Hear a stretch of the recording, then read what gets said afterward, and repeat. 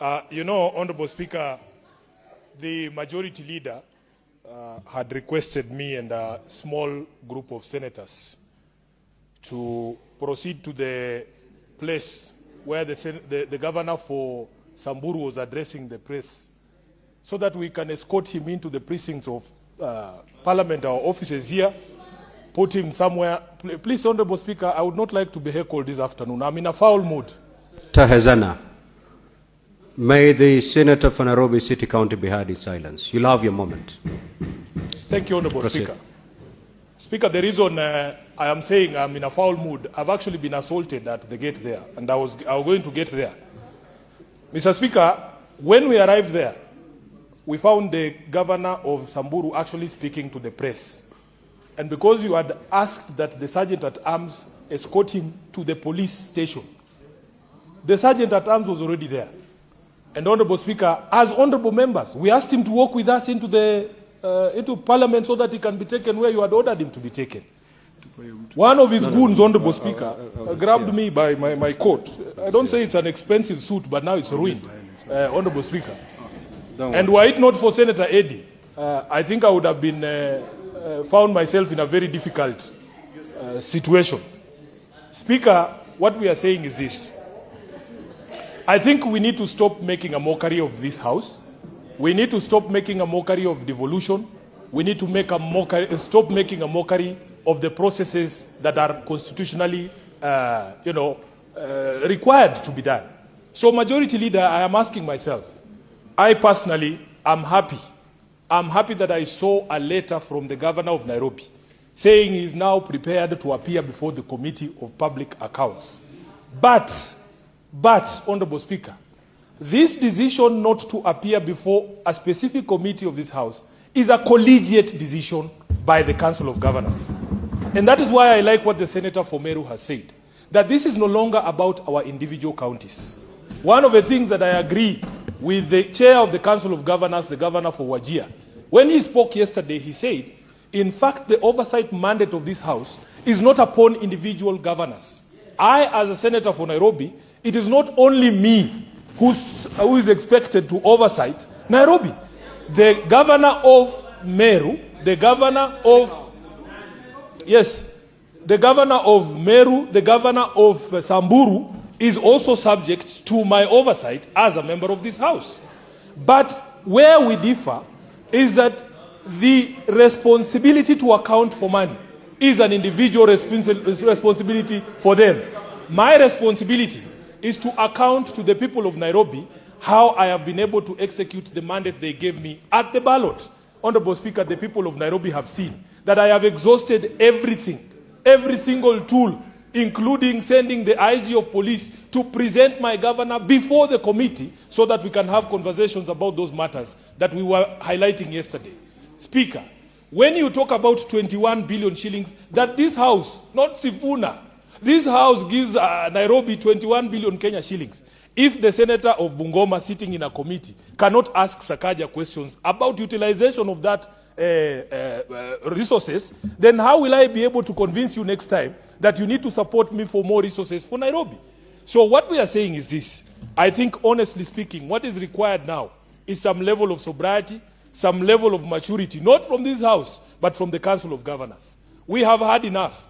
You cannot subject this House to the sort of ridicule that we are seeing, that you come, you know very well, you are invited to a specific committee at a specific time, at a specific date, to discuss a specific matter. Then you bring a battery of journalists out here to tell them I am here and these people, there's nothing even I'm doing here. There's no one has asked me any question.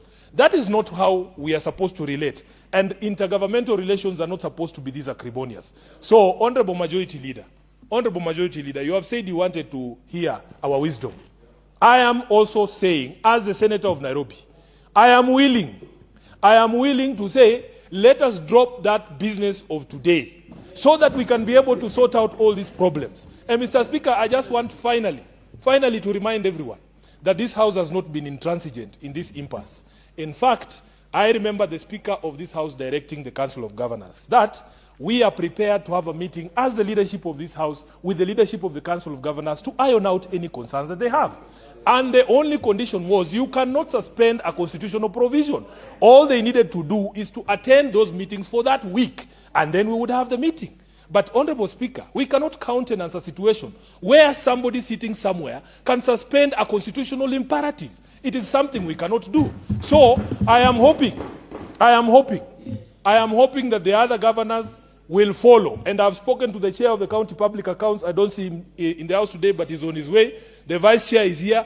We are ready to issue a schedule as soon as tomorrow for people to come and account for the monies that they have done what? They have been given as county governors. And immediately that process is going on, we can come to this House and say, now, as the leadership, if they want to sit with you, the Speaker, if they don't like Sifuna's face, it's fine. This is not about Sifuna. And I have said and I've repeated here, there is no senator here who cannot do the job that Sifuna does. That's the reason why all of us were elected here.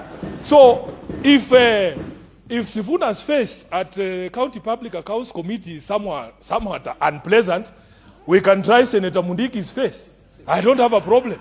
Let us try Senator Joyce Korir.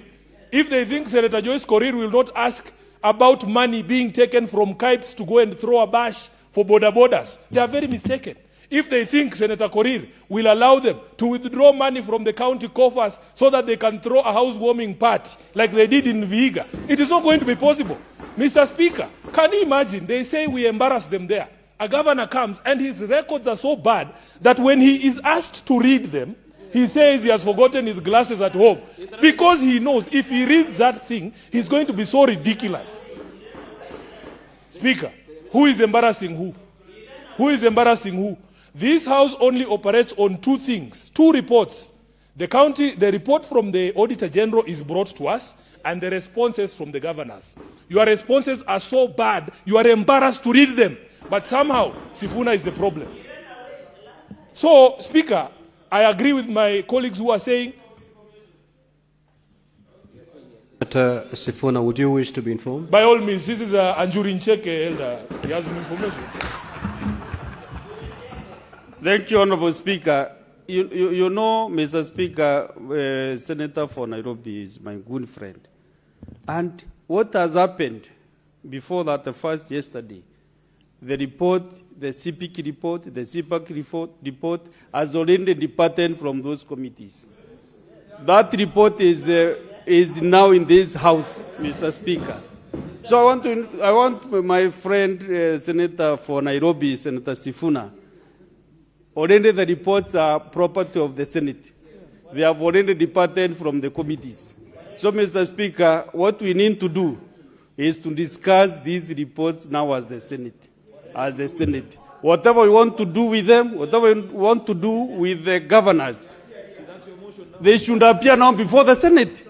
They have already left the committees, Mr. Speaker.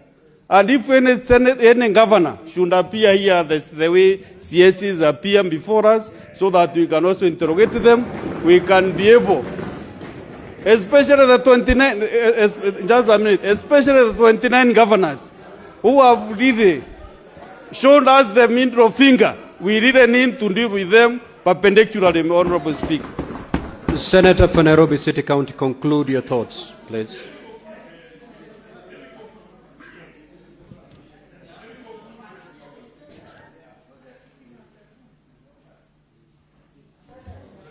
I wanted to conclude, Speaker, by saying that I agree with what the Senator of Meru is suggesting. And in fact, it will be good for the whole country. It will be good for the whole country to see for themselves the sort of amazing things that we are told in County Public Accounts Committee.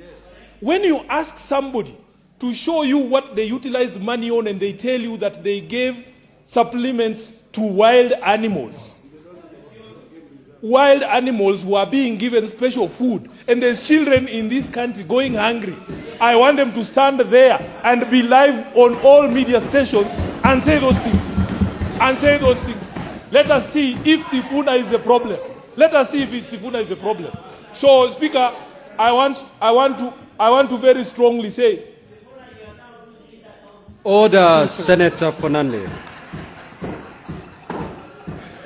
I want to say, let us drop this business. We are amenable as a committee. None of this business is the property of any committee. It's the property of the House. So let us adopt the position that has been taken.